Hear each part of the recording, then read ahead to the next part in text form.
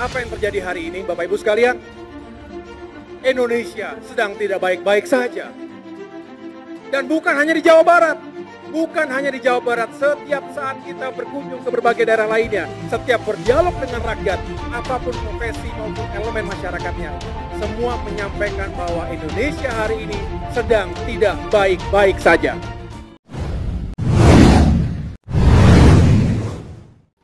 Sebut pemerintah ugal-ugalan dan Indonesia sedang tidak baik. AHY cari simpati rakyat. Yang heran satu, ini yang mau menjadi pemimpin, calon pemimpin besok di 2024, SBY atau AHY ya? Ini seperti AHY lagi kampanyekan bapaknya. Jadi nggak ada sedikit pun dia bicara mengenai dirinya dia sendiri siapa. Nah inilah modal dasarnya nggak ada. Nggak pernah menjadi pemimpin di daerah, tidak pernah menjadi taruhlah pejabat di pemerintahan. Sebagai presiden, seorang pemimpin negara, power politik dia masih full.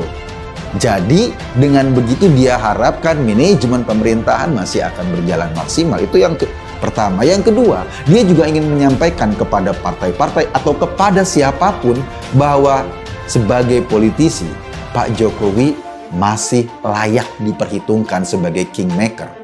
Karena apa? Karena itu dia, suara-suara pendukungnya masih sangat besar sekali. Respon publik terhadap kehadiran seorang Jokowi masih sangat kuat sekali. Dan itu adalah cerminan dukungan secara langsung. Kemudian sang mantan, sang bapak ikut-ikutan berpidato di Rapimnas tersebut dan mengatakan dia harus turun gunung karena mengetahui bahwa ada tanda-tanda pemilu 2024 nanti tidak akan jujur dan tidak akan adil. Jadi nanti sudah diatur lah kira-kira capres-cawapres hanya 2 pasangan. Jadi ada penjagalan-penjagalan seperti itu. Jadi dia harus turun gunung.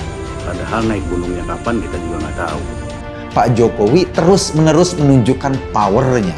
Terus-menerus mencoba mengasih tahu kepada publik, kepada kita sebagai presiden, dia masih punya power politik yang full agar manajemen pemerintahan bisa berjalan maksimal sampai akhir periodenya, sampai akhir masa jabatannya. Mungkin dulu bagus, mungkin. Ya sekarang lain kondisi dan situasinya. Jadi nggak usah dibandingkan seperti itu. Kalau mau terus dibandingkan, nanti malu sendiri. Kenapa? Kenyataannya memang jelas. Rakyat sudah tahu semua, nggak perlu lagi, tinggal buka rekam jejak, selesai, ketahuan semua apa yang terjadi.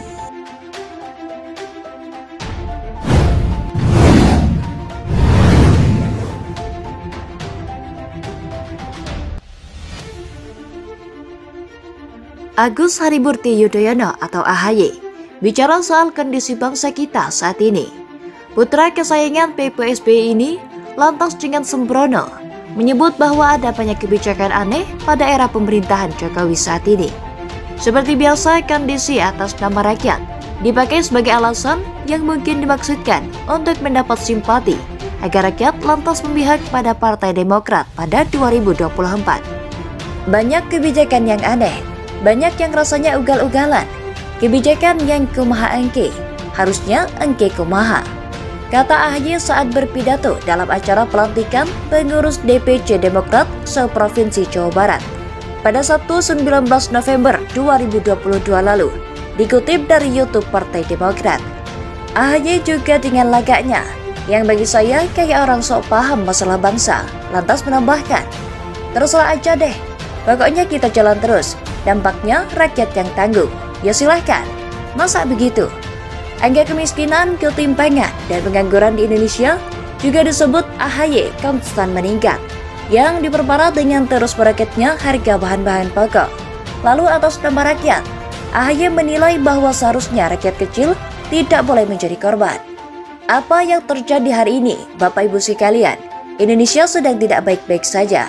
Dan bukan hanya di Jawa Barat, setiap saat kita berkunjung ke berbagai daerah lainnya, setiap berdialog dengan rakyat apapun profesi maupun elemen masyarakatnya, semua menyampaikan bahwa Indonesia hari ini sedang tidak baik-baik saja. Mungkin saat berpidato ini, AHY sedang memposisikan diri sebagai oposisi pemerintah yang berhak mengkritik dan menyindir apa saja agar terlihat keren bagi pendengarnya. Memang sih, yang disebutkan AHY soal 3 masalah tadi nggak sepenuhnya salah, ada yang benar sedikit. Tapi kalau menyebut pemerintahan ugal-ugalan dan banyak kebijakan aneh, saya sangat tidak setuju. Kalau diingat, rasanya lebih banyak penilaian dari AHY dan kader Partai Demokrat yang aneh dan ugal-ugalan. Bahkan sebagian perilaku terlihat kekanak-kanakan. Strategi playing victim, merasa ditinggalkan, curhat nggak jelas sambil menyanyi. Dan jangan lupa beberapa kasus korupsi yang menyeret kader partai yang lekat image-nya sama keluarga SBY itu. Apa nggak lebih ugal-ugalan? Cuma ini kan memasuki tahun politik yang suhunya semakin menghangat sampai puncaknya saat Pileg dan Pilpres 2024 nanti.